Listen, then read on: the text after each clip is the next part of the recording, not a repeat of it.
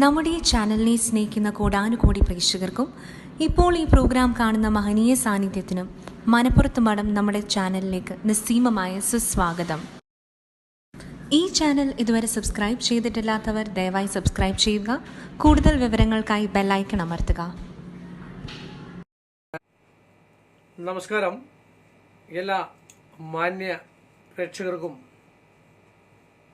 എന്നെ ഇഷ്ടപ്പെടുന്നവർക്കും ഞാൻ ഇഷ്ടപ്പെടുന്നവർക്കും ഏവർക്കും എൻ്റെ എളിയ ചാനലായ മനപ്പുറത്ത് ജ്യോതിഷം ചാനലിലേക്ക് നിസ്സീമമായ ഹാർദവുമായ സുസ്വാഗതം.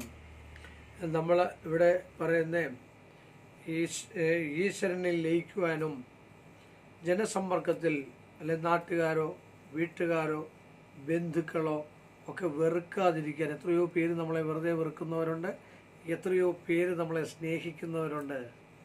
നമ്മൾ ആ സ്നേഹം കാണുന്നില്ല എന്ന് മാത്രമേ ഉള്ളൂ, അല്ലേ? സ്നേഹമില്ല അല്ലെങ്കിൽ മറ്റു കാര്യങ്ങളില്ല. ചില ഭാര്യാഭർത്താക്കന്മാർ അന്നേരെ പോയി ഡൈവേഴ്സ് ചെയ്യുന്നത് പോലുള്ള എത്രയോ ആൾക്കാർ നമ്മളെ സ്നേഹിക്കുന്നുണ്ട്. നമ്മളൊക്കെ ആലോചിക്കണം, നമ്മുടെ മാതാപിതാക്കളെ കൺകണ്ട ദൈവമാണ് നമ്മുടെ മാതാപിതാക്കൾ.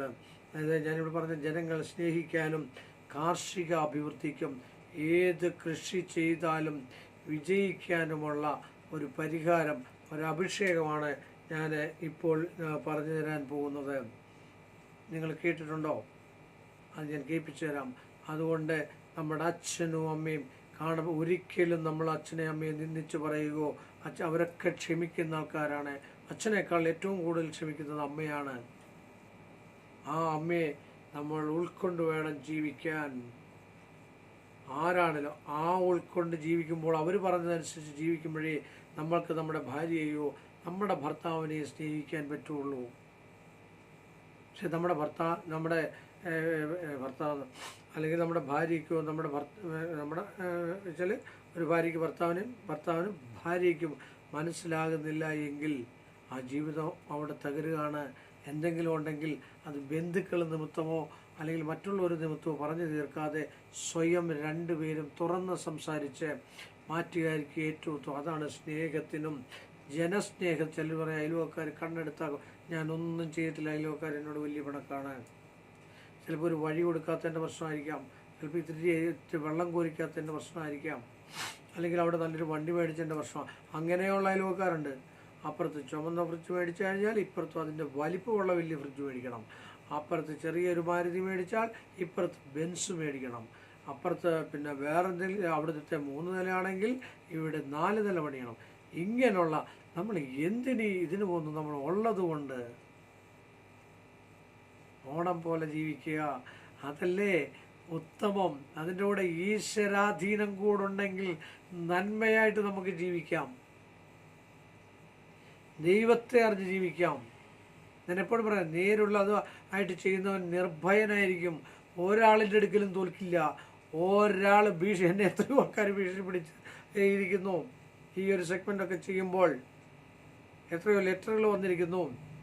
എന്നെ ആഭിചാരത്തിൽ കൂടോത്രം ചെയ്ത് കറക്കുമെന്ന് പറഞ്ഞിട്ടുണ്ട്. തകർന്നോട്ടെ അങ്ങനെ കാര്യമാണെങ്കിൽ. എന്നാലും ഇവിടുന്ന് പോകുന്നിടം വരെ കള്ള നാണയങ്ങളെക്കുറിച്ചേ പറഞ്ഞുള്ളൂ. അത് എല്ലാ ഫീൽഡിലും ഉണ്ട്. എല്ലാ ഫീൽഡിലും ഇല്ലയെന്ന് ഞാൻ പറയുന്നില്ല. അത് മറ്റുള്ള ആൾക്കാർ പറഞ്ഞ് ഇന്ന സംഭവം ഇന്നതാണെന്ന് പറഞ്ഞ് മനസ്സിലാക്കി കൊടുക്കും.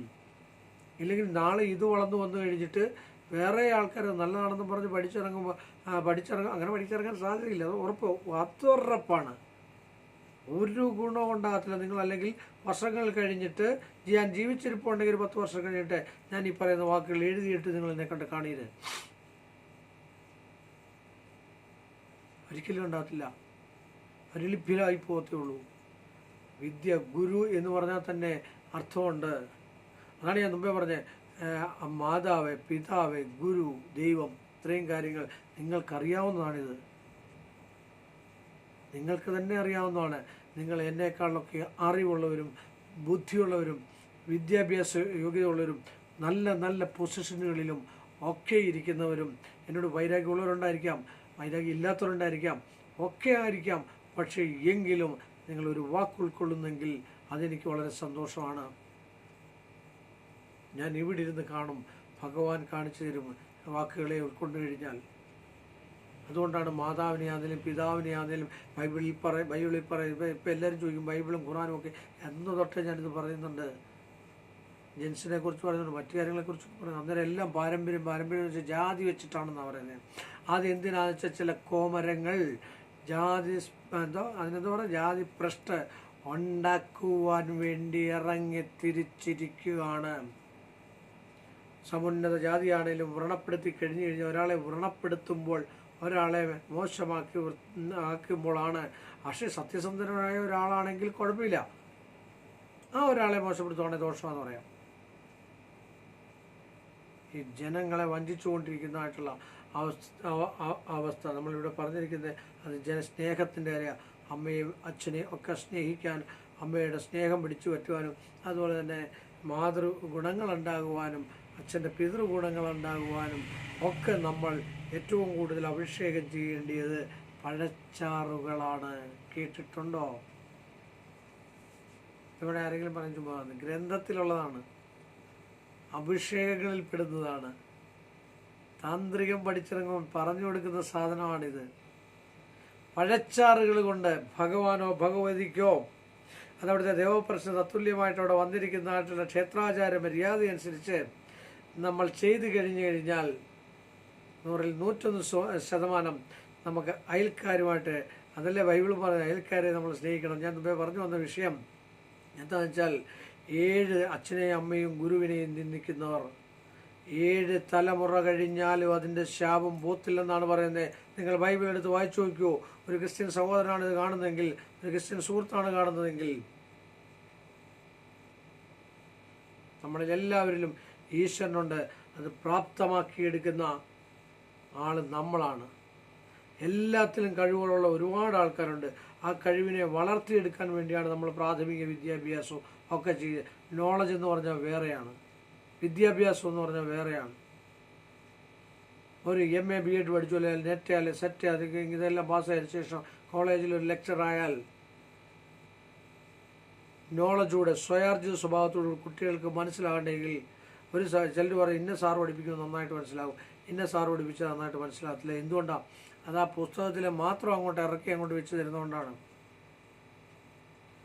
അതിൻ്റെ കൂടെ നിങ്ങൾക്ക് ഉൾക്കൊള്ളുന്ന രീതിയിൽ ഒരാൾ പറഞ്ഞു തന്നു കഴിഞ്ഞാൽ നിങ്ങൾക്ക് പെട്ടെന്ന് മനസ്സിലാവും.